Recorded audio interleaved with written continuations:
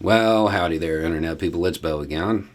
So, today we are going to talk about what happened out in California with the Pelosi's, what the reaction means for the state of the U.S., and why it went down the way it did as far as the reaction goes, and what it says about a whole lot of people.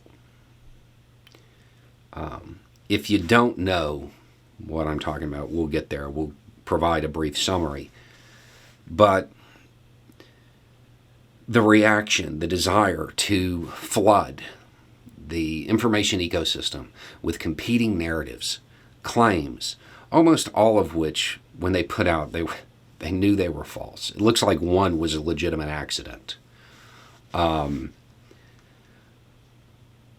What it says if you bought into it, and why it was so important for a certain group of people to flood the information space with stuff they knew wasn't true.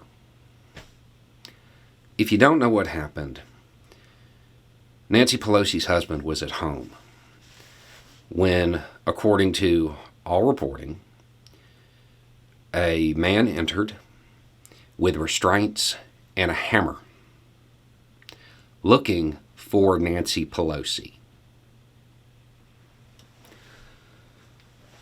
Mr. Pelosi used a phone and basically left it open after calling 911, and through kind of speaking in code, let the cops know something was going on. Eventually the cops showed up and the situation was resolved. But a whole bunch of other stories went out, blaming all kinds of things, to distract from the fact that the reporting suggests that the attacker was somebody who bought in to right-wing conspiracy theories. That's what they have to distract from. That's what they have to deflect from. If you participated in this, if you're part of that information ecosystem that put out the stories about the underwear and all of that stuff, knowing it was false, trying to deflect, trying to find some way to change the subject, to not talk about what happened, you have to ask yourself why.